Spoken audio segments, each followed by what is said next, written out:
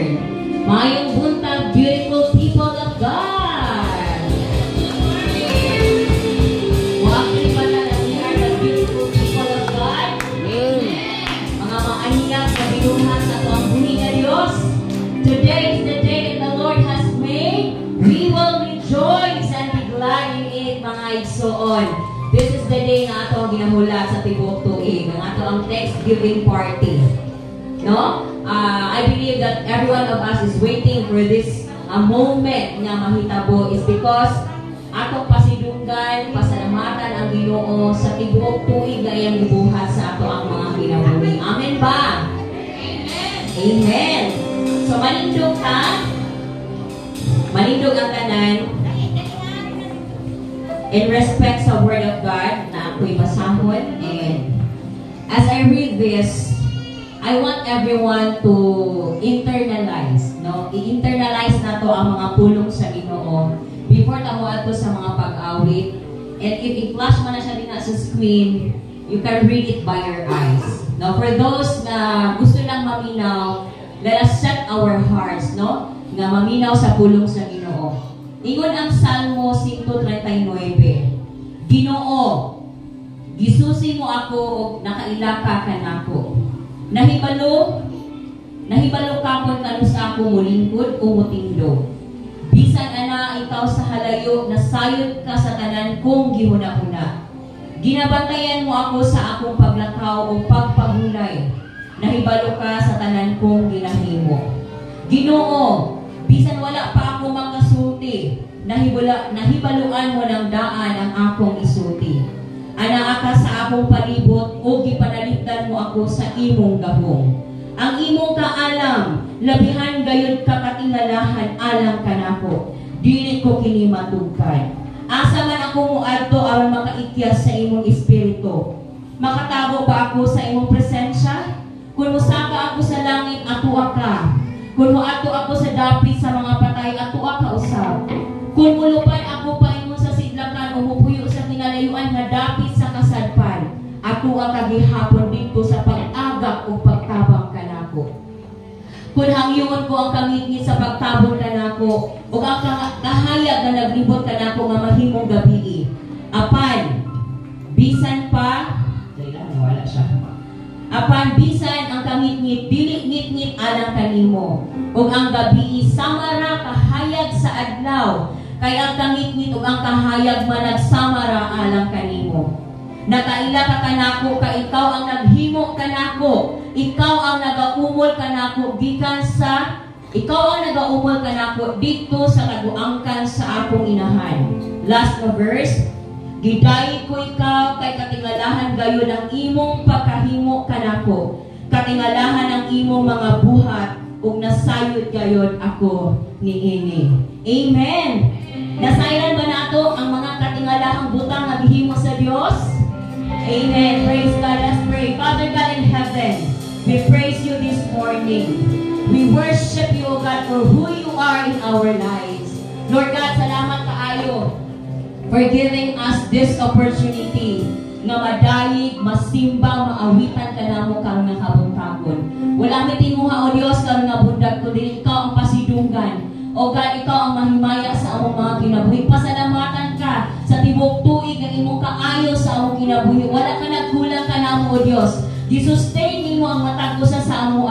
You have been so good. You have been so faithful. You have been so loving to each and every one of us, Ginoo. Busa, O Diyos, tapos ka ang pasidunggan. Tapos ka ang pasalamatan ka ng kabundagon. Oh, hallelujah!